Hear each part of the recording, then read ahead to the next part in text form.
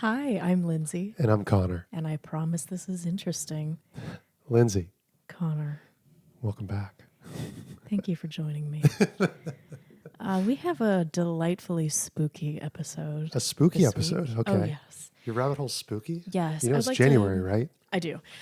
So I understand that, you know what? I think January is actually quite a spooky month. I think it's pretty spooky that it's still January. When we're filming this, I feel like it's been January for 33 months straight.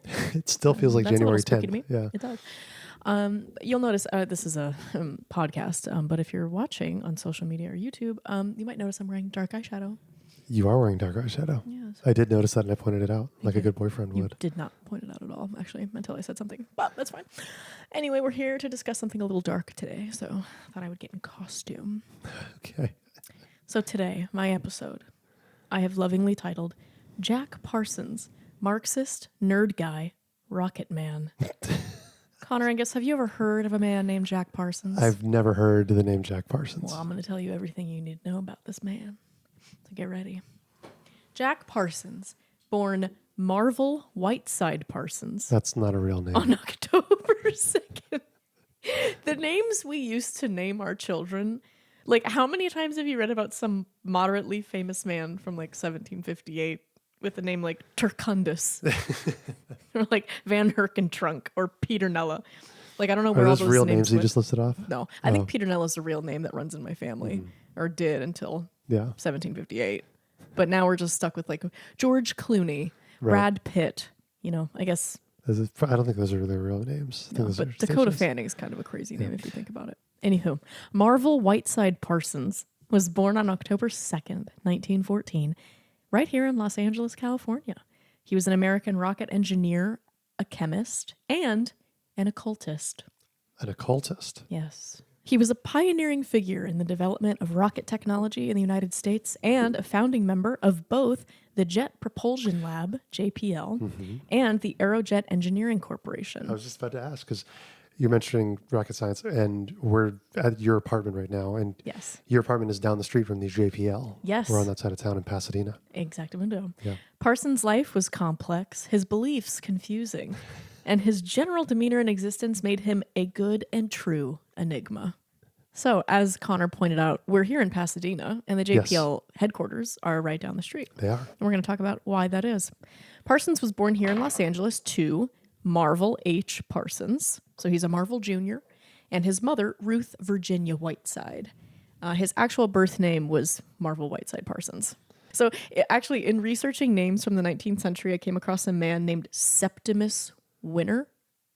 Septimus Winner? Septimus Winner. Winner. Yes, Septimus, which is Latin for seventh, and then Winner, which originates from Old English, which means profiteer or winner. Right, or like the someone person who that wins wins. something. Yeah. So he was the seventh profiteer, which sounds like a long-lost fifth horseman of the apocalypse. Yeah, was his family like the, what was that, the East India Trading Company or the Dutch India Trading Company? I don't know. I do know that his wife was related to Nathaniel Hawthorne. Okay. Her last name was Hawthorne, I think. So he had a pseudonym. He had several pseudonyms. I'm sure. Obviously, because his name was Septimus Winner, and he was a songwriter, and one of his names was Alice Hawthorne. And he published a lot of really famous songs under Alice Hawthorne. Really? Okay, but back to little Marvel Jr. So his parents divorced shortly after he was born because his father could not stop paying for sex. So Ruth divorced him in 1915. As you do. As you do. As news of this infidelity spread, Marvel's reputation went kaput and he moved back to his native New England. Okay. And he remarried and eventually had another son, Charles, who would become Jack Parsons' half-brother. They met exactly one time. Oh, wow. And never spoke again. Never spoke and he again. and his father did not have much of a relationship. I kept wanting to say reputation. Reputation. They did not have much of a reputation or a relationship after this point. So Ruth did not love calling Marvel Jr. Marvel because that was her husband's name, her dirty, disgusting, terrible husband's name. Those were her words, actually. So she started calling him John, which to me is kind of like calling your son boy. A little bit. Yeah. Hey man, come here. And then John turned into Jack. And so then he became known as Jack Parsons. Interesting. Oh, I mean, that's kind of, that's in the same vein as we watched Walk the Line last night. Right. the Johnny Cash story. And I mean, half of his family was either John, Jack, or some variation of J. Right. You get into like big Greek families. My Big Fat Greek Wedding makes fun of this. Where everybody's name is Nick. Nick, yeah. Nicholas, Nicola. This is Baby Nick. This is Nick Jr. This is Fat Nick. Like everybody's Right. And growing up, we had a big Austin and a little Austin. Yeah. You know? We had a lot of Caleb's down south. So it was like, okay, are you math Caleb? Are you basketball Caleb? Right. Ashley. Ashley. That was a joke in the old show. I don't know if you remember. You might be too young to remember this show, Recess. An old animated show. And they had a joke about that with like the group of Ashleys. They had Ashley A and Ashley C and Ashley B, that kind of thing. This is so funny. Yeah. I wrote a screenplay once called 17 Emmas. And that's about all these Emmas that go to school together. It was one of my first screenplays I wrote. It's not that good, but I like the title. So now he's Jack Parsons, and that's the name that really stuck. So Ruth, we didn't touch on this, but Ruth and Marvel were both pretty wealthy people. Okay. Ruth comes from a very rich, millionaire rich manufacturing family. Okay. And so after the divorce, Ruth's parents moved to California to be closer and to help raise little baby Marvel Jr. And all four of them moved into a massive mansion right here on Orange Grove Boulevard in Pasadena. Oh, wow. On a block known as Millionaires Row. I see. Are you familiar with Millionaires Row? I'm not familiar with Millionaires Me Row. neither. This was a brief stretch of road on South Orange Grove Boulevard that was, at one time, labeled one of the most handsome streets in America. Residents claimed that they had 15 millionaires per mile, and they might have actually been right about that, because if you walked down the street at this time, you would have seen names that you recognize, like Wrigley of Wrigley's Gum. Oh, wow. Yeah. Harkness of Standard Oil. Ton of money there. Hello. Jesus. And Barnum, who owned a chain of department stores across Los Angeles. Not Barnum and Bailey Circus. No, that's where my mind went to. Yeah. Like, oh, the circus people. That'd be Right. fun. But no, Jack would have loved the circus. Let me tell you what. So anyway, this is like Marvel Jr.'s place of origin, is Pasadena, California, of all places. In Millionaires Row. Yeah. So he is without father, as all good heroes are. And he's growing up in a beautiful, broken home, which I hate and resent that title so much. You and I both come from families with divorced parents. Yes. I'm a child of divorce. Yeah. Yes. And calling it a broken home is so gross to me. It never sat right with me. I've got friends who come from broken homes, like very broken homes. Yeah. Whose parents are very well together. And let's be clear, my parents' divorce was not very clean and fun and Oh, nice. no. Whose is? Right. But by no means was it a broken home. No. You Come know what I mean? on. Broken in that it was a house divided. But Right. other than that, it was fine. Yeah. Right. But yeah, broken home. But he's also in an environment with butlers, housekeepers, and like probably game wardens. Like, I don't know what people do at their house, but probably like shoot things in the garden. So this left Jack a little weird. Because he has a hard time connecting with other children. Can't imagine like why. in his finger painting class. Like he's just kind of a stranger. So he spent a lot of time alone, and he spent a lot of time reading. He was particularly interested in a series of stories called 1001 Nights, which was Okay. like Yeah. fantasy and mythology. Yeah, He's I'm kind of like Familiar with that. yeah. He's Yeah. like you like fantasy and I do love science fantasy. fiction. I'm reading comic through books. the Red Rising series right now. Shout out Pierce Brown. It's a very good I thought you were going to series. say Pierce Brosnan, No, and then not- I was going to be interested. Also, shout out Pierce Brosnan. He deserves it. he I really mean, does. just generally. Beautiful accent, beautiful does. voice on that man. He does. Oh, you know he's Irish. I did know that. All yeah. the best men are. Anyway, so eventually this interest in fantasy and mythology led to an interest in science fiction, or science romance, as it was known at the time, which really tells you a lot about the wider culture's attitude towards science fiction at this time. It's pretty condescending. Yeah, it's dorky. it's genre inside of genre. Exactly. Right, It's like being ultimately. really interested in dirt. Right. People are like, Well, okay. this comes from like this is like you said the early 1900s, right? Like kind of that era. Yeah, it's like 1920s now. 1920s, yeah. So this is when we start to talk about like the idea of the nerd, right? Like the dude's doing ham radio. Oh, and, yeah. like that kind And of he thing. is a true nerd Yeah. here.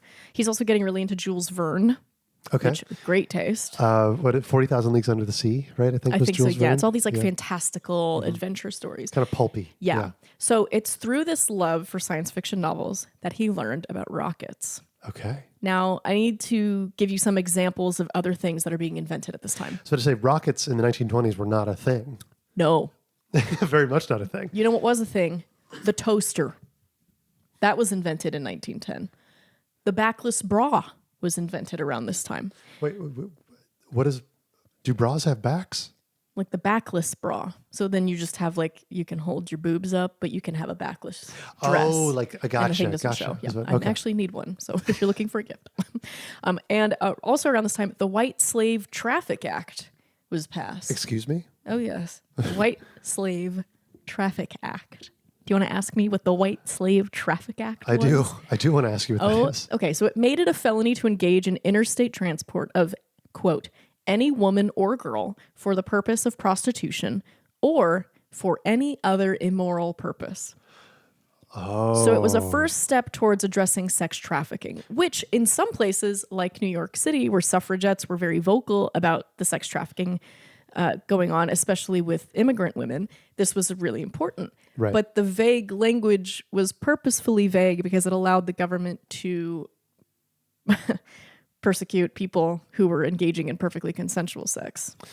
So gay people, people who had rough sex, people who were engaging in polyamory, and anything that was not just good old Christian missionary was. So why, can I ask, why is it called the White Slave? Say it one more time. The White Slave Traffic Act. Okay. Because so this was this was in the progressive era. This is when the United States decided it wanted to be clean and somewhat puritanical. Be clean, okay. And yeah, I'm using huge quotation marks. Right. But we are worried, at this time in America, we are very worried about our image, right? It's like yes, television is becoming more of a thing. We want to be refined. We want a refined public image. And now the West has been, quote unquote, settled. And so now we want to appear like the Europeans. Right. We want to rise into erudite society. Exactly. Yeah. And you can't do that if you're operating out of brothels. Right. So brothels start getting shut down at this time because you are essentially making prostitution illegal, which this was very interesting to me when I was researching this. You think of the Wild West, there's always a brothel in town. Right. That's like, and that was legally run. That's where the news comes from. Right. Yeah. And also where all those tough 50-year-old women who smoke cigarettes and yell at cowboys, that's where they come from. They were all running the brothels. Right. And because there were red light districts. So it's not like prostitution was federally legal, like this wide sweeping law that protected it. But there were areas in every major city where prostitution was legal and you could engage in it. It's like a zoning law. And exactly. It's like Amsterdam. You go to the red light district, you can have sex with prostitutes, you do whatever the fuck you want there. Right. And then you leave. Right. Well, it's like I'm from North Myrtle Beach, South Carolina, as you know. And there's one kind of strip of the city. There's one strip of North Myrtle Beach where all the strip clubs are. And it's because it's zoned differently than the rest of North Myrtle Beach. Yeah. So it's like a line of 4 or 5 strip clubs all in a row, all next to each other. Yeah. And it's because nowhere else in North Myrtle Beach allows that, just this one specific little spot. Name a strip club, 1, 2, 3, go. The Crazy Horse. That's... You want me to keep going? Racist, I think. Pearls, Derriere, the Yellow Rose. Are you making these up? No, I wanted you to make them up. No, those are real strip clubs in North Myrtle Beach, South Carolina. Make up a strip club name. 1, 2, 3, go. My mind immediately went to the chain link. I don't know why. The chain link. Yeah. Oh, I don't want to explore that. Okay. Well, okay. You give me your strip club name. 1, 2, 3, go. Tiny's. I think we're in the wrong business. I think we found out today that we'd be really bad strip club owners. No. Mine would be great.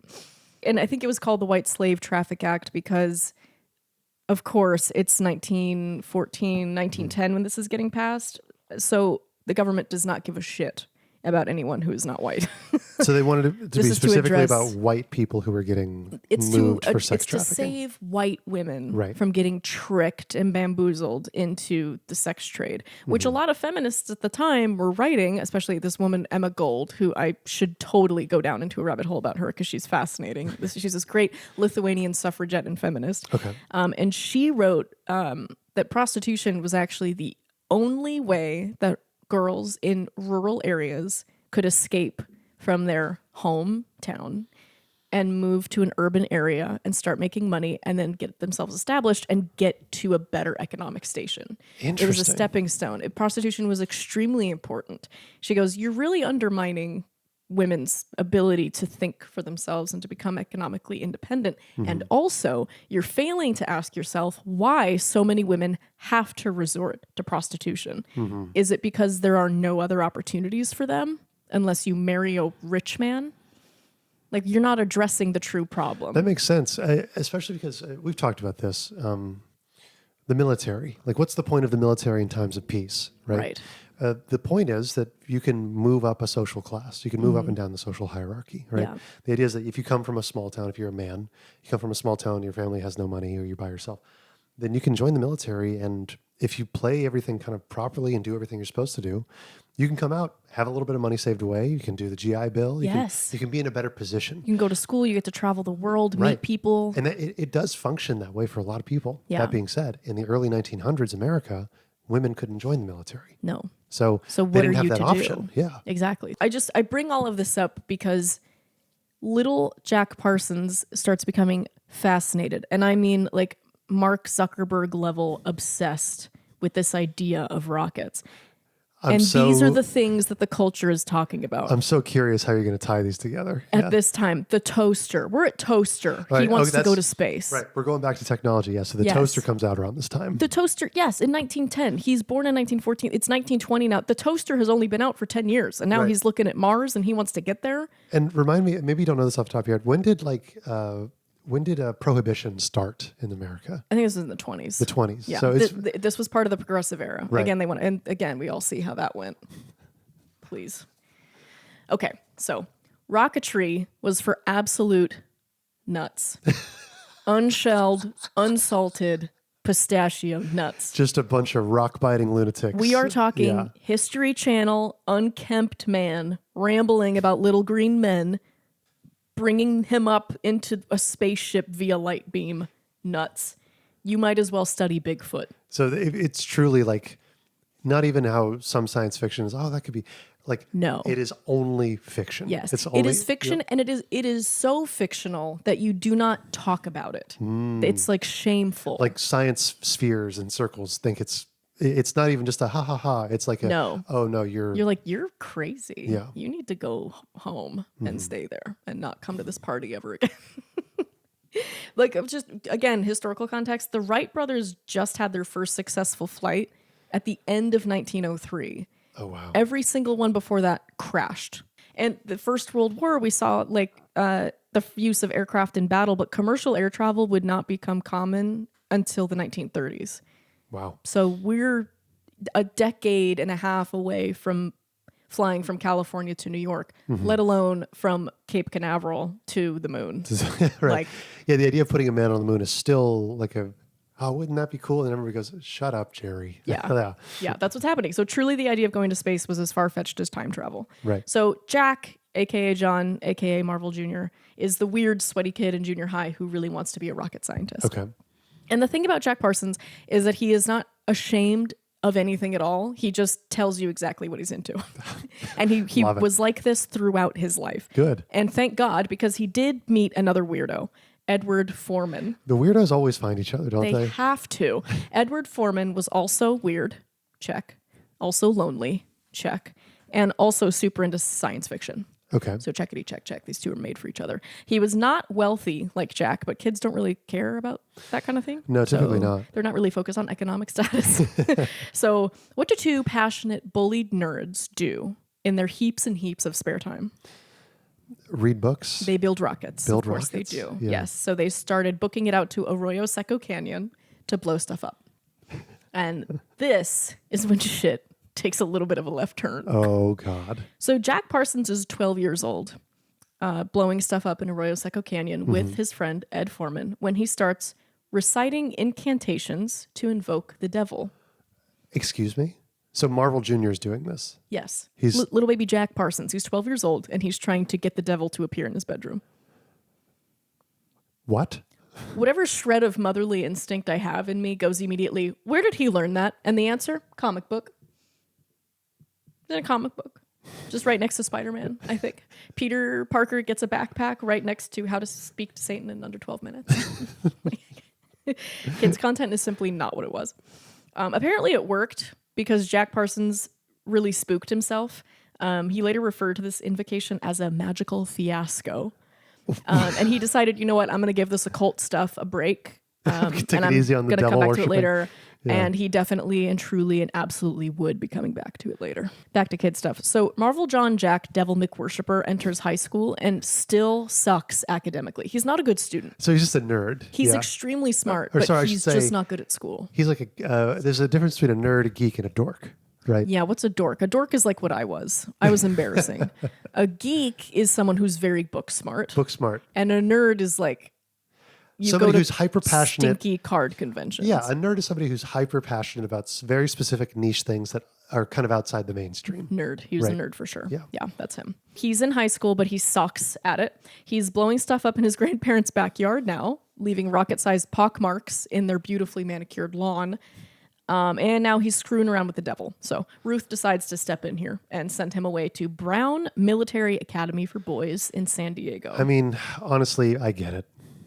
It was so this military academy was known as the West Point of the West. It was no joke. It was 100 acres, beautiful. It's still around, but it goes by a different name now. All those military schools are gorgeous in their own way. They run a tight ship. Yes. They run a tight ship. Strangely enough, this occultist, sexually fluid, fatherless, nerdy, rocket-loving guy did not thrive there. Shocker. I mean, it's really strange. The military is usually teeming with these types. I mean, they look for you said this guy didn't do well in the military? No, he got expelled almost immediately after arriving for blowing up the toilets. Not in the poop way, honestly, in like the rocket way. Blown up a couple toilets in public school in my day. Honestly, shout out. Like that's pretty baller. Yeah. So he moves back to South Orange Grove Boulevard and into his grandparents' big, beautiful mansion. Mm-hmm. And he's back with his friend Foreman and his butlers and his game wardens and whatever else. And in 1929, he and his family take a nice several-month-long vacation around Europe. The idea of my parents letting me go anywhere, do anything, see anyone, if I blew up a toilet at school. And got expelled for it. Comic book level insane. My ass would be on the next flight to the next military academy, and we would rinse and repeat until I could do a push-up. Yeah, I mean, really put your head in the space of like the millionaire parents at that time of like, well, maybe he just needs to get out of the country for a little while, see something. Or it's the mom being like, I need a break. Right. I need the ocean air. I mean, I could also see a parent in distress of just like, tried everything. I don't know what else to do. Yeah, what do I do? Right. I don't know. So anyway, the timing on this is a little funny because they return from Europe. It's 1929, but they return at the end of that summer and are met immediately by the Great Depression, which really strikes in October of that year. All that family money that Jack Parsons has grown up with starts to drip, drip, drip away. And 2 years later, in 1931, his grandfather dies. Oh, boy. So their family is officially in a pickle because it's just him, his mom, and his grandmother. And again, that money is disappearing pretty quickly. So in 1933, he enrolled at Pasadena City College. He graduated from high school, by the way, somehow. I don't know how he made it, but he did. I went to Pasadena City College for a semester. Wait, you did? Yeah. Every time we drive by, I think of you. Alum. I'm an alum, technically. Did you graduate? No, I did not. So I guess technically I'm not an alum. Okay. Well, you know what I'm an alum of? You are an alum of the University of Southern California. Screen and Television Writing, MFA, the School of Cinematic Arts. And we have to mention that. We have to mention that at least once an episode. Yes, we do. What's the other thing we have to mention? That you have diabetes. That's where my mind went too, but I don't think that's the rule we made. Yeah, there was another one. I think you have to give me a compliment once an episode. I think that's what we said. That is what we said. Like a really touching compliment. Actually, I'm remembering now. That's exactly what we said. So, okay, so he's going to Pasadena City College, 1933, still in the midst of the Depression, and he's hoping to suddenly become a good student and earn a degree in physics and chemistry. Unfortunately, neither of these things came true because he had to drop out after one term due to financial hardship. So the boy went to work at the Hercules Powder Company and relocated to the Bay Area. Now, this was a great job. He was making $100 a day, which at the time, in the middle of the Depression, is very impressive. And he's living in San Francisco on the Bay. Very beautiful. Sitting on the dock by the bay? And he gets to work with explosive material.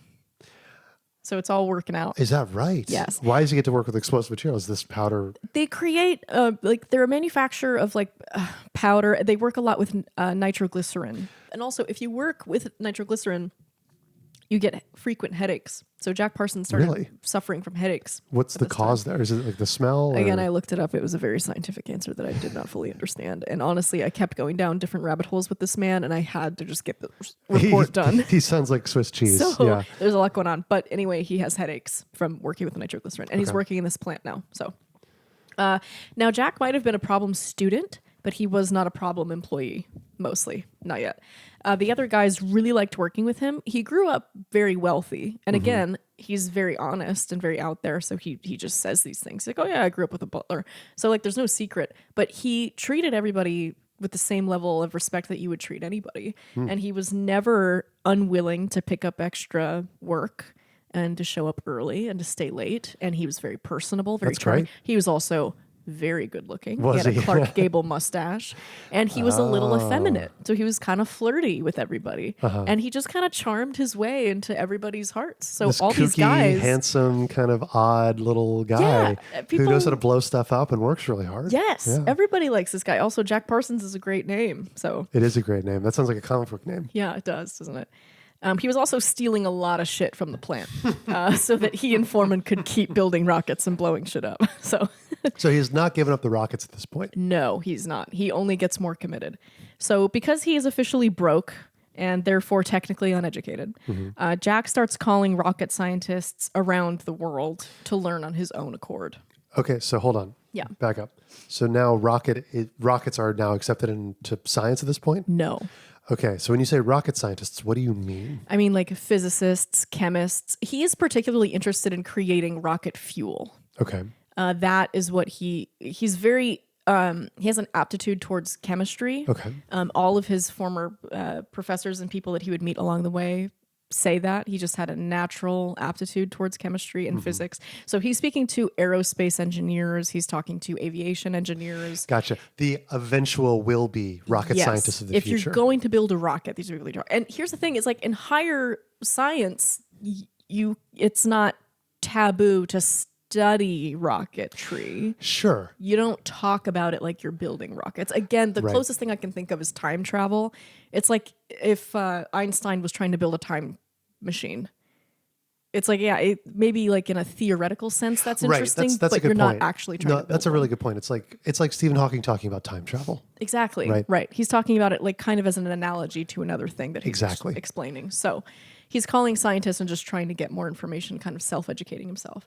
One of the people that he calls is Werner von Braun. Okay. Are you familiar with Werner von Braun? I'm not familiar with him. He's a wealthy German aerospace engineer who would go on to develop aircraft for the Nazi Party. Werner von Braun was one of these German scientists, brilliant, but a full-fledged Nazi. In Germany at the time, too. And after World War II, the Americans gave him clemency to come to the United States. Operation Paperclip, look it up. And work on rockets and like develop weapons and airplanes and furthered our knowledge of science in a great and important way. We do have a history of putting Nazis in charge of things in America. We did that for a few things. So, okay, tangent time. Nazis were heavily influenced by and involved with the occult, which Jack Parsons is still studying, by the way. He's not like actively doing incantations, but he is still that is in his peripheral vision. For sure. When you do something as a child, this also is true when you think about stories like Hellboy. Yeah. Hellboy kind of discusses this too, because Hellboy is created by a Nazi experiment trying to connect to hell through incantations. Right. So he was originally the child of like a Nazi scientist. Yeah.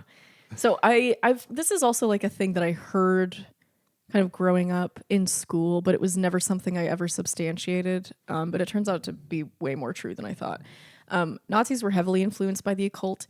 In fact, the political group that would become the Nazis, the German Worker Party,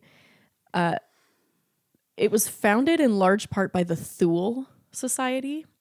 The Thule Society was a group, quote, dedicated to studying the mythological origins of the Aryan race. More specifically, they believed that Aryan people were bred via electricity by interstellar deities, while other races were the result of breeding between humanity and apes. According to the Thule Society, gradual interbreeding has robbed the Aryans of their magical powers, and the founding father of this Thule Society and all of their ideas also circulated a magazine that delved into these beliefs and spread it throughout Germany. And guess who was a frequent reader of this magazine? I'm going to guess our lead character in this story. Little Adolf Hitler. Little Adolf Hitler was. Yes. Wow. They also believed, the Thule Society, that a Proto-Aryan race lived on a magical island called Atlantis. How did they take over the world? I feel a little bamboozled because Nazis are always depicted, without exception, cool under pressure and like in charge. Right. They're wearing Hugo Boss. They're speaking German. They're very intimidating. Are you telling me they believed in fucking Atlantis? That's so and embarrassing. Like pixies, yeah. Yes, and also makes so much sense why Elon Musk likes them. Right. This is all just connecting for me. But okay. that was a thing that like Hitler did. Like he was trying to develop weapons by any means necessary, right? He was trying to make these guns that would fire cannons like that were the size of cities, and he also wanted to. I'm pretty sure there were Nazi scientists trying to study teleportation, like by carving runes into things. Like it. Okay, speaking of runes, the SS insignia, it forms 2 runes, and the runes were a big deal in Thule society. That's why it looks like that. So the occult has a reputation of darkness, of like inherent evil, right? And Nazi participation only exacerbated that. So naturally, yeah. You know, he's talking to Werner von Braun and lots of other scientists, and I'm sure Jack Parsons, like in part, charmed his way into these conversations because he has a familiarity with the occult. He has familiarity with the occult, and these are people who are at the higher end of like the thing that he wants to be a part of. Exactly. Right. Now, it's very important to mention Jack Parsons himself is not a Nazi. He's he is, not. in fact, on the opposite end of that spectrum. He's a red-blooded American. He's a communist. He's a red-blooded communist. Oh, he's a communist. Oh, yeah. Even worse. Oh, yeah. Even worse to the Nazis. Right. But he can talk about the occult and to Werner von Braun, and I'm sure he gets a lot of information. So these conversations with Werner and all these other German scientists revealed 2 things to Jack. Okay. 1, the Germans were way ahead of the Americans in terms of rocketry. Really? And 2, war was coming. It was on its way. Basically, he would ask these German heads of state and study, be like, so like, what are you guys doing? Like, well, we're building one that should be able to hit New York from London if we fire it properly. Purely theoretically. Yeah. Do you like our German accents? Oh, the Germans. So the hair on the back of Europe's neck is rising, war is rising, and Jack Parsons is very acutely aware of all of this. So he knows that the U.S. military is going to need him, and he's really they're going to need knowledge of rocketry in the next couple of years. Right. So he needs to get his ducks in a row now. So it was during this period of self-education that he and his friend Edward Foreman, were introduced to Frank Molina, a PhD student at Caltech. Okay. These 3 Goonie level bonded immediately. They all love rockets and they all love Jules Verne. And what more do boys need? I mean, seriously. Just a bunch of nerds hanging out. Just guys being dudes. Just guys being dudes. Also, Frank had access to Caltech's lab and a wind tunnel. So that was an added bonus. Frank Molina was also like the most, I would say, well-adjusted of these 3. He was the most normal. He was not into the occult at all. He didn't tie rocketry to any form of spiritualism, which Jack Parsons and eventually Edward Foreman did. And he was also very interested in rockets, just as dedicated as anybody else. Okay. But he also understood that you do not talk about it. I see. Like Jack wanted to get to parties and just be like, oh, we're working on a thing and then we're blowing it up and then I got good thrust. And Frank is like, shut up. Well, and you shut your it's mouth. worth mentioning, Frank was actually attending Caltech. Yes. Right. PhD student. He was actually a part of that whole thing. Exactly. Yeah.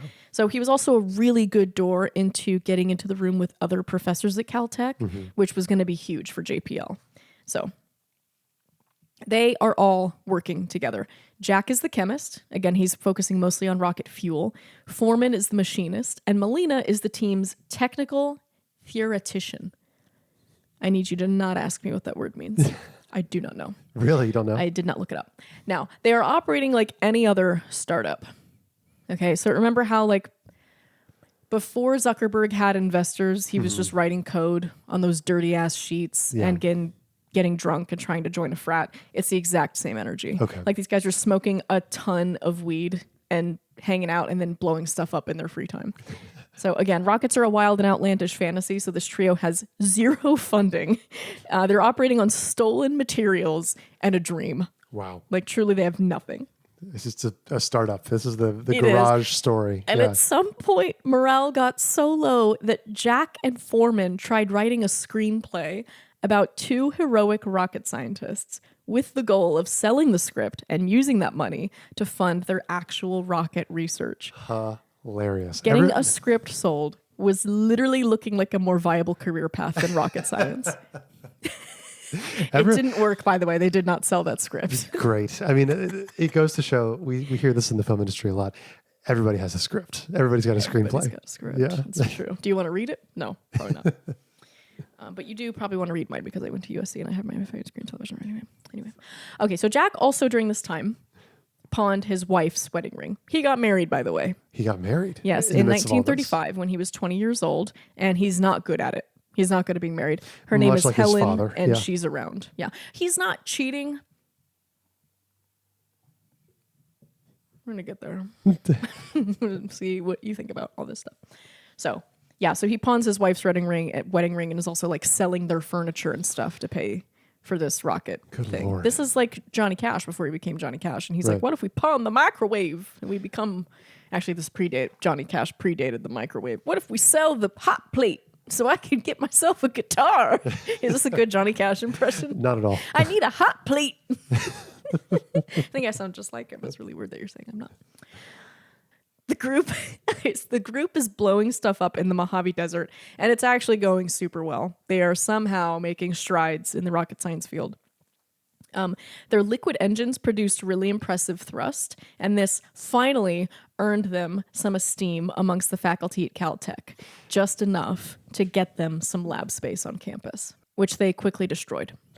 One particularly explosive explosion almost decapitated someone and left a thick piece of shrapnel embedded in the wall. Overall, Jack Parsons had to spend a quarter of their funding on repairing buildings around campus because they destroyed so much of it.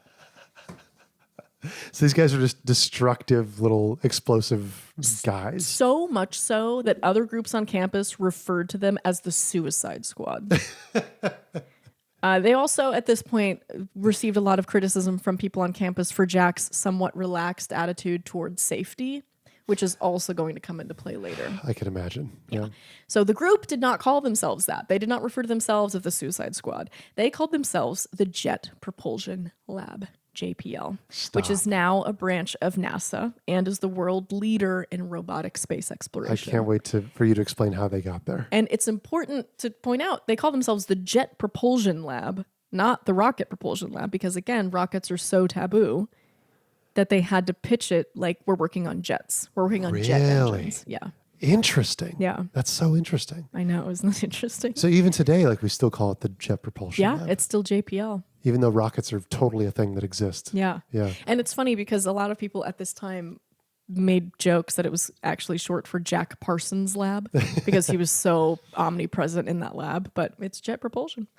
So in the end, though, it did not matter what the group called themselves. Caltech eventually said, you're banished.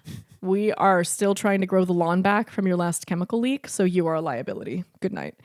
So JPL could no longer operate on Caltech's campus. So they moved over to a canyon here in western Pasadena, where JPL's original headquarters would eventually blossom like a beautiful rocket fuel powered That's flower. amazing. So they kind of start a startup. They did. After they got kicked off of campus. They did. And it's funny. So it started off just the 3 of them. And then when they were on Caltech's campus, their team grew to like 10 people total. So they managed to bring people in. Yeah. And then they got kicked off Caltech's campus. And those people also said, fuck it, this is way too much. And then it was just the 3 of them again. But other scientists are coming in at this time and helping build it. It's not just the 3 of them, but they are really the core group. Also around this time, now it's 1939, 1940, Jack and Helen are convinced by a couple of close friends to attend the Church of Thelema. Now this, the Thelemic religion, is very difficult to break down and describe because, well, it was created by Aleister Crowley, who was a magician / occultist / painter. That's an evil person's name. In the early 20th century, aka like every NYU Tisch girl for like exactly 2 semesters before they run out of eyeliner. And the central idea is to follow one's true will.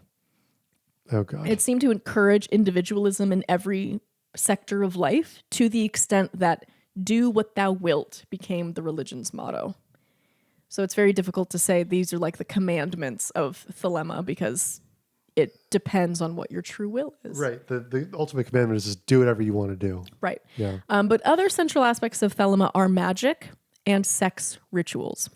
Now, magic in this context is not pulling rabbits out of hats and making thumbs disappear. It leans more into the paranormal, like interacting with the dead, hearing voices, seeing ghosts. Summoning devils, yeah. Right. Which was very common in like underground society at this time. Sex rituals are exactly what they sound like. Thelema really values orgasms and posits that the brief period of climax, we achieve higher enlightenment and get a taste of what the other side is. During Gnostic Mass, which is what Helen and Jack are attending right now in 1939, 1940, worshippers ate what is called cakes of light. These are Eucharists made of flour, honey, delicious, ash, weird, and bodily fluids like semen or menstrual blood. Oh, why? Why would they be doing that? So they would to achieve enlightenment, Connor. Are you not even paying attention to me? So they would have mass where they would give Eucharists, which is the cracker, the body of Christ that the priest would give out. Right. But instead of just kind of flour and water, it was somebody's tampon semen squeezed out over that. And blood and ash and again to connect to the other side, to connect to powerful beings. People can't be that bored. People can't be that bored. I don't know, baby. There was no YouTube at this time. I think I'd be bored. So Jack and Helen attend one of these masses and fucking love it. They had an amazing time. They are transfixed. They have felt the light of change and are forever transformed. And they're also communists, right? Yeah. So here's the thing. We're going to touch on his communist thing. Every single person that he works with at JPL, including Frank Molina and Edward Foreman, are communists. They are practicing communists. They are going to Communist Party meetings. They are like official members of the Communist Party. Yeah. He, Jack Parsons, was never an official member of the party. Oh, really? But he is affiliated with the ACLU, which at this time, that's crazy to align yourself. You're blacklisting yourself there, buddy. Right. With that. And he does follow like the work of Marx and is a communist. He's just not an official member. He doesn't have a card, which is going to matter later. Which is interesting because that's like kind of a lot of the scientific community at this point, right? Like very much. That was the popular idea here in America. Right. Well, like Oppenheimer in Berkeley was. Yes. He was kind of getting in trouble for communism. Yeah. Bringing it on he's campus. Sleeping with the communists. He tried to unionize the labs. Yes, at Berkeley. That's right. So in 1941, the couple moves into the Agape Lounge, which was a mansion on Millionaires Row, shared by other Thelemites, followers of the Church of Thelema. It's big. Thelema. It's like a sex grove. Pretty much. It's a commune. Yeah. It's a commune. And everybody was fucking each other because polyamory is very much encouraged by Aleister Crowley. Jack tries converting his colleagues and invites them to live in the Agape Lounge as well. But everybody said no, except for Helen's half-sister, Betty. She dug it. And Helen is Jack's wife? Yes. Okay. So his sister-in-law joins their commune. Half-sister-in-law. Half-sister-in-law joins their commune. Now, Millionaires Row is well past its prime, but there are still plenty of well-to-do neighbors, including Lily Bush of the beer fortune. And they did not appreciate wild parties or jazz music, which the commune very frequently played loudly. They preferred silverware exchanges or whatever else rich people do. Collecting coins. Yeah. So this fascination with and now participation in the occult is drawing some tension at work from his colleagues because he will not stop talking about it. In the neighborhood, because he will not stop fucking people on the lawn. Oh, God. Within the FBI, because they're watching this shit. They are. Like hungry, hungry hawks. Oh, yeah. And now, in his marriage. Oh, no. 1941. Same year they moved into the commune, by the way. Helen takes a long vacation to Europe, I think. Why is that this family's solution to everything is taking a long vacation to Europe? Well, you got to think. Could it be that she was not thrilled with the idea of her husband sleeping with other people and eating menstrual cakes? Sure. Yeah. Could be a contributing factor to her tension. But just because she was gone, it doesn't mean Jack's sexual drive left with her. Oh, no, no, no. So he started sleeping with Betty, her half-sister, who was only 17 at the time. Oh, God. What is happening? I'm sensing that parenthood was somewhat removed as a position at this time. Because who lets their 17-year-old daughter move into a sex cult? Who signs off on that? Who's like, okay, Betty, you don't need to go to school. You can go have sex with your brother-in-law who's 26. And live in California. And go live in California. Where's your father? Where are all the dads? Hello. I mean, yes, I agree with you. But at the same time, we still get things like happening like that today. Like the whole thing with, who's the lead singer of Aerosmith? Steven Tyler. Yeah. Hey, everybody. Editing Connor here. So got a couple things wrong on this one, but I do want to correct the record so that, we don't get sued by Steven Tyler and Aerosmith. Allegedly, there's a lawsuit ongoing right now. Steven Tyler, back in the 70s, became the legal guardian of a 17-year-old whose mother signed off on this happening.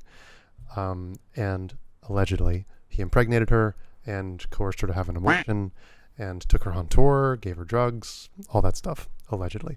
So anyway. No. And her parents signed off on it.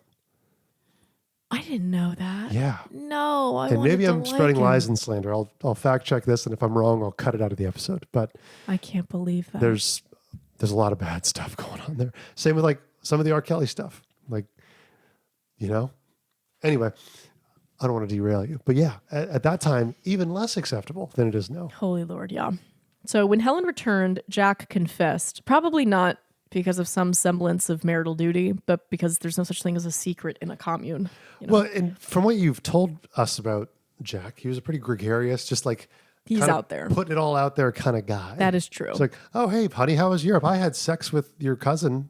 Yeah. Your sister. I fucked your sister. Right. Yeah. So he expressed his want to continue the affair. He actually said that he found Betty more provocative than his wife. I love you, but she's more provocative. That's pretty much what he said, verbatim. So Helen was apparently devastated for exactly 2.3 seconds because she turned around and started dating one of the commune's leaders.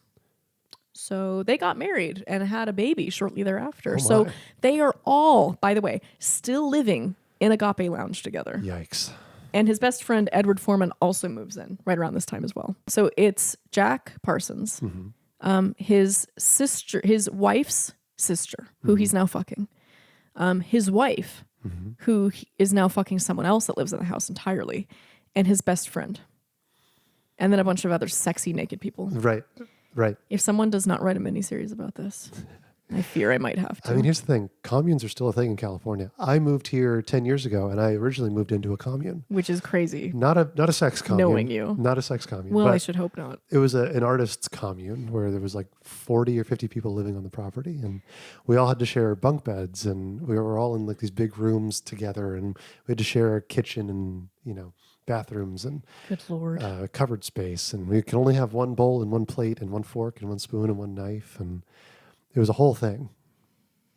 Fun times. I can smell that house from It here. was pretty rough. People, when you put people together, you start to realize that not everybody was raised the same way when it comes to how they keep their house. No, they certainly were not. We shared a room. My original room when I moved into the commune was 4 people. It was me, a buddy of mine that I'm a person I made friends with who lived on the bunk under me, and then 2 people across the room. And we had a Chilean person, a Chilean man who lived with us and shared the room with us.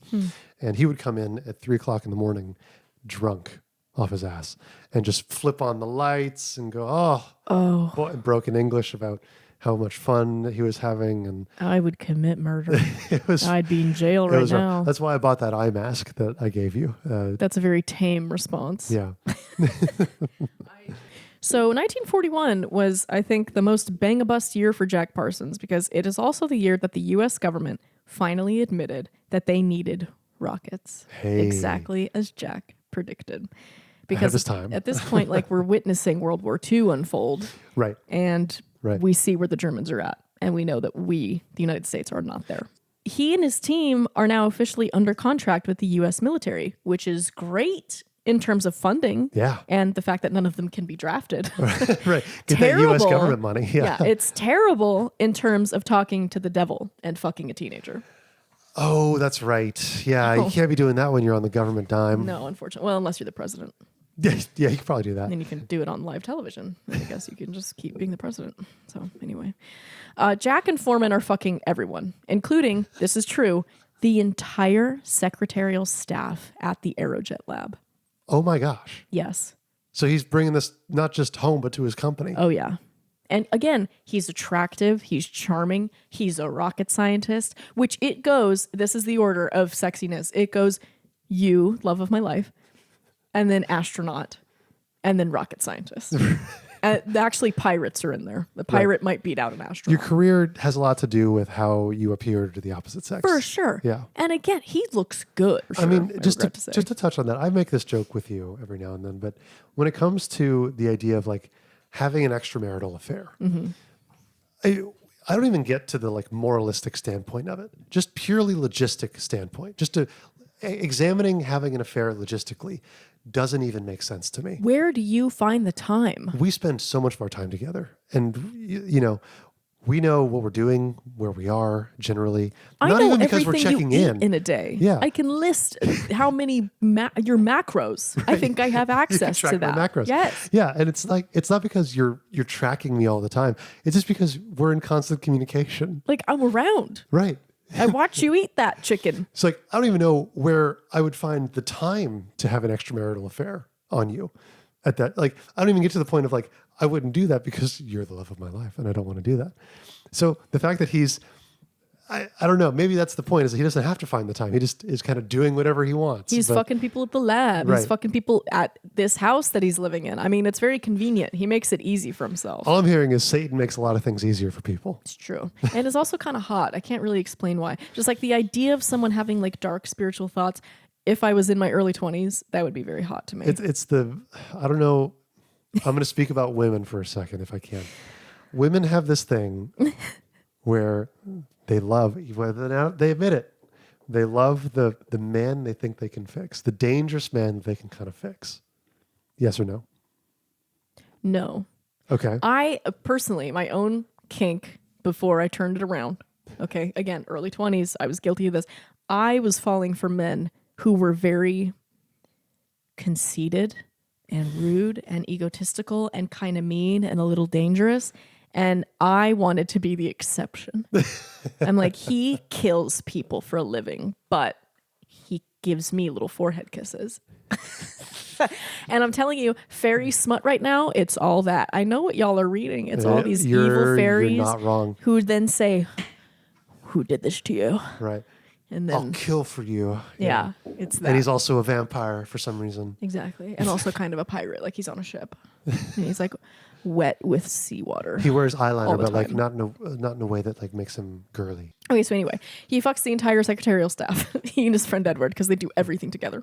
And this, along with his outward unusual beliefs and potential communism, emboldened the U.S. military to push him and Foreman out of their own company. Oh, interesting. So they didn't shut down the JPL. They just pushed these two guys out. They suggested you should probably resign. And so that's what Jack did. Jack and Foreman sold their stocks and officially left the company they helped build. Because they just couldn't stop doing it. They could not stop. And they didn't want to. Yeah. You know, and to be honest, I get it. I work all day building rockets for the U.S. military. If I want to fuck an entire department at my company that I started, that I built on the backs of everybody calling me crazy. Yeah. Yeah. I spent my whole life alone in a fatherless existence. No one liked me until I got hot in my 20s. I'm going to do it. I'm going to do what I want to do. Why are you over here, Uncle Sam? Are you not happy with my rocket that I built for you that helped you beat the Nazis? Fuck out of here. I'm never rooting for the government. And you can tell him I said that.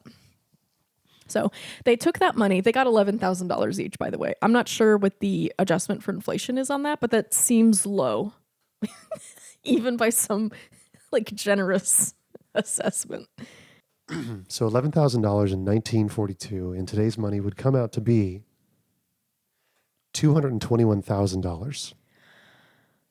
Not enough to me. So anyway, they took that money and spent it on weed, coke, and morphine. Wait, seriously? Yeah, those were their drugs of choice. All three. At that point, you're not feeling anything. You're just like base normal. Like what? And also on a new company called Ad Astra Engineering. Ooh, love the name. Yeah. This was almost immediately investigated by the FBI under suspicion of espionage. So Jack and Foreman were acquitted, but legal troubles were going to follow these boys. Of course they for were. the rest of their lives. Yeah, because we're entering the McCarthy era of America. They were exactly in that era. Once you're marked, you're marked. Yeah. Like the FBI follows you for the rest of your life. You're on the mark. And also you used to work for the U.S. government, so you have some level of security clearance. Oh, what they're working on, they had to have top secret level security clearance. Yeah. I mean, so you're already on the watch list. Yeah, for unfortunately. Sure. So in 1945, this is towards the end of the war, Jack and Helen start divorce proceedings, and a local science fiction writer joins the Thelemites and quickly bonded with Jack and his little circle of occult communists. The writer, L.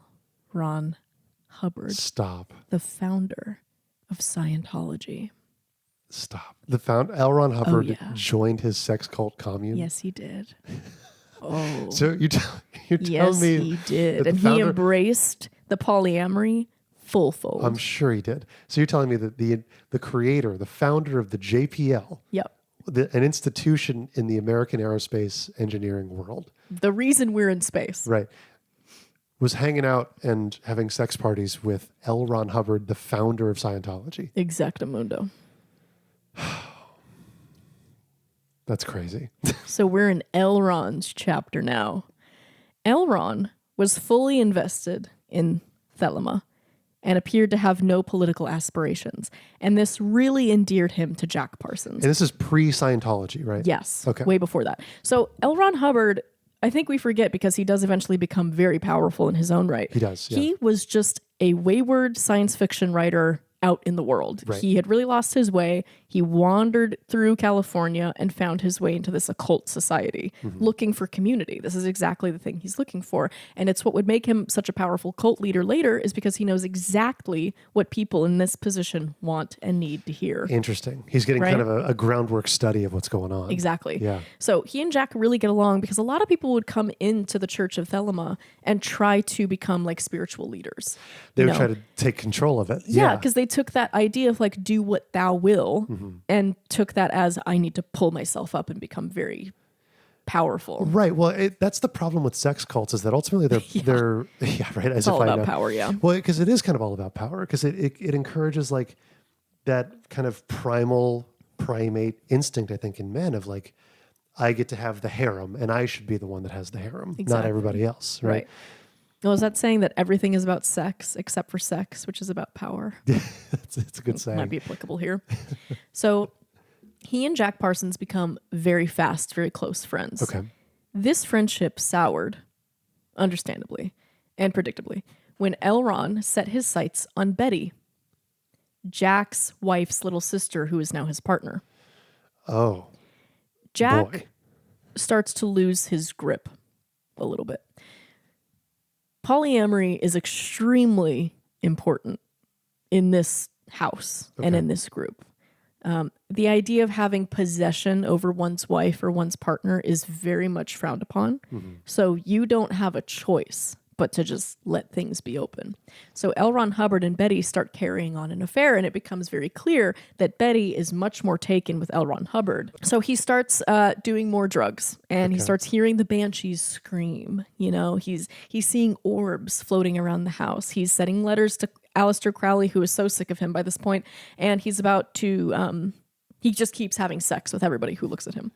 And he's also running spiritual events out in the desert. There's a lot that happens here that I kind of skimmed over because it's upsetting. It's just like he tried to pull a demon out of a woman's chest and then broke up with her on the drive home. Like, I don't know. God. It's just like, I don't want to. I mean, once you get fired from the JPL, I feel like if you're in a sex cult, your life is just unhinged behavior at that point. Right. It's not super comfortable. He's getting investigated by the FBI. He's doing morphine and cocaine. He's being watched. Yeah. It drives you mad. So he's rocketing up and away from the world here. Amid this jealous breakdown, Jack co-founded a company with Hubbard and Betty called Allied Enterprises, into which Jack invested his life savings of $20,970. Which, if we're going off of the numbers we just talked about, that's going to be roughly $400,000, almost $500,000. That's no chump change. This is a lot of money. Yeah. And again, his life savings, every cent. L. Ron Hubbard suggested that this money they use to travel to Miami and purchase 3 yachts, which they would then sail through the Panama Canal to the West Coast and sell them for a profit. That was his idea.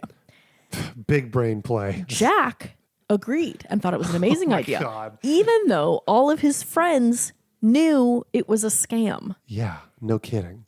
L. Ron Hubbard actually secretly requested permission from the U.S. Navy to sail to China on a mission to, quote unquote, collect written material. His real plans were for a world cruise. He was going to take Betty and they were going to go on a cruise and kind of collect people. This is the birthplace of Scientology.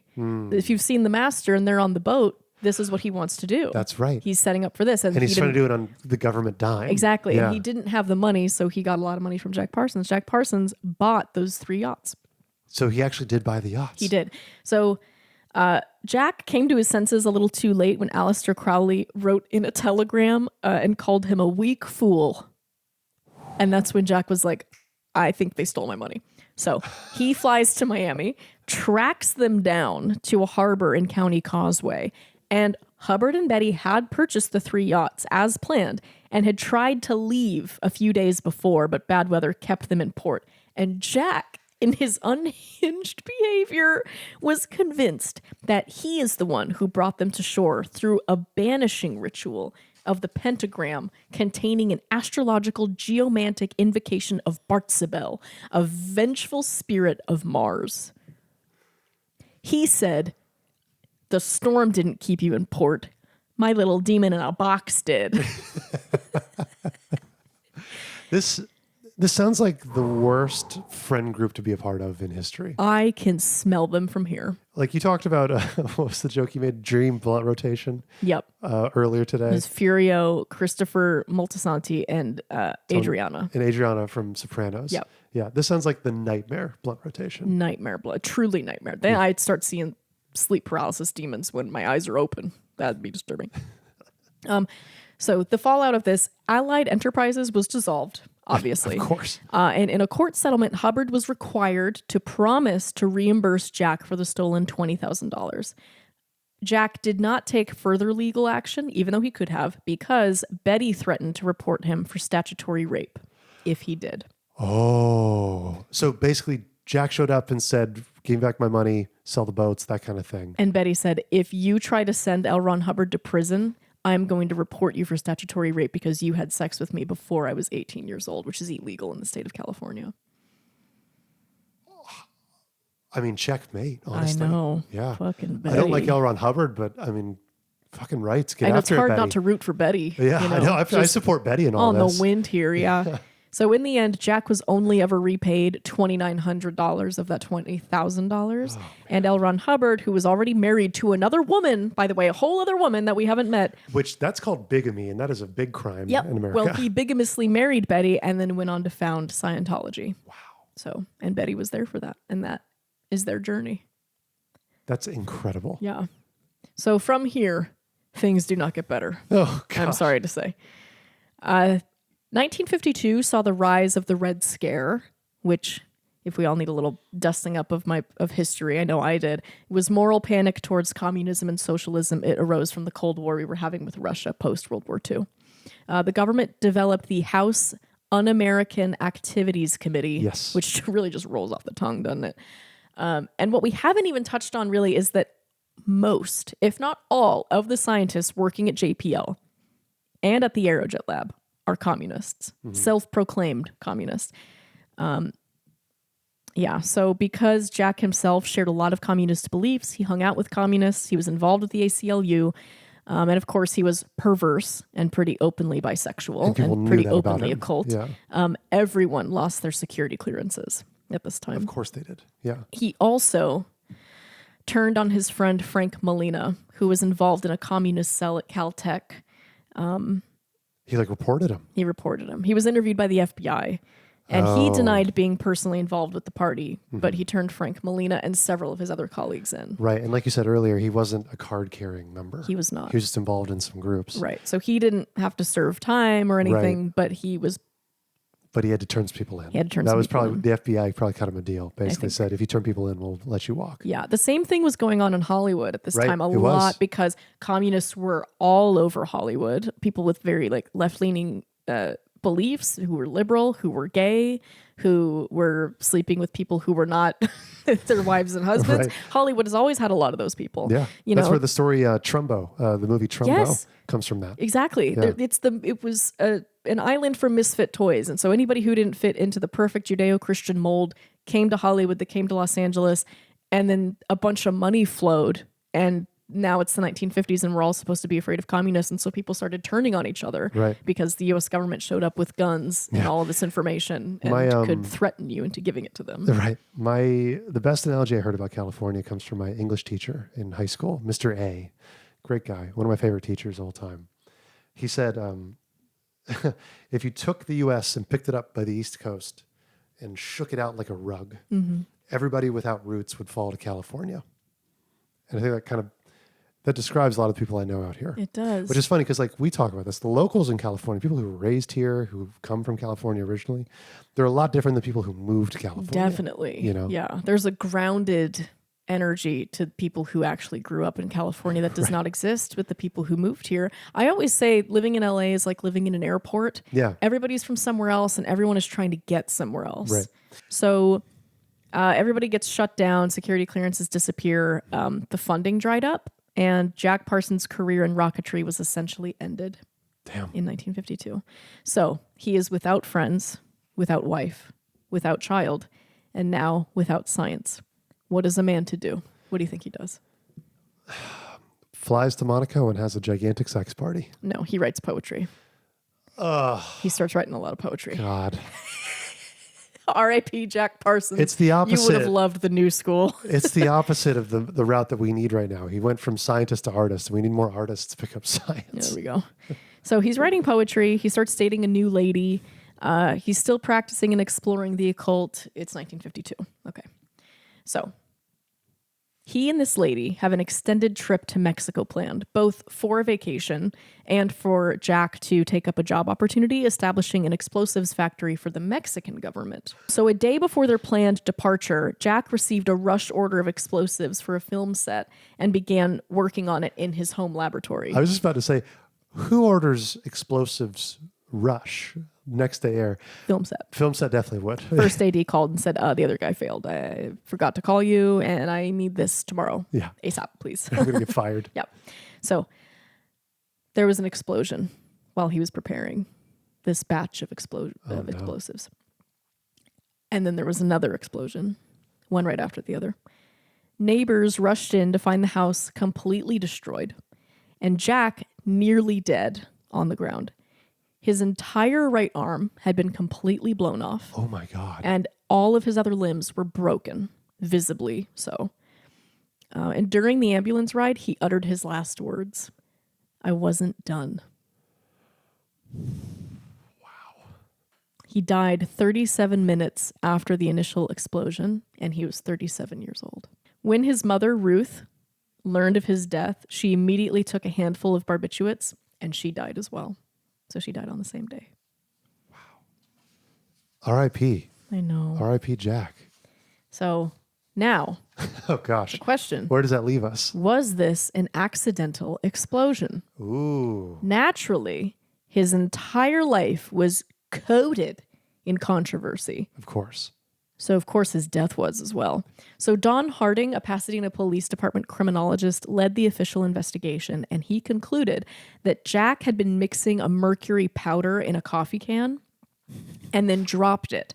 And that caused an initial explosion, which then triggered a larger explosion because of the other chemicals in the room. Right. That makes sense. Yeah. That makes sense. So Edward Foreman, his best friend, considered this likely because he said Jack often had sweaty hands, quote unquote. Well, and the fact that he's mixing stuff in a coffee can, that's not an pretty Erlenmeyer casual. flask, right? Like, he also, Edward Foreman said he worked pretty loosely, but other colleagues that worked with him at JPL were not so convinced.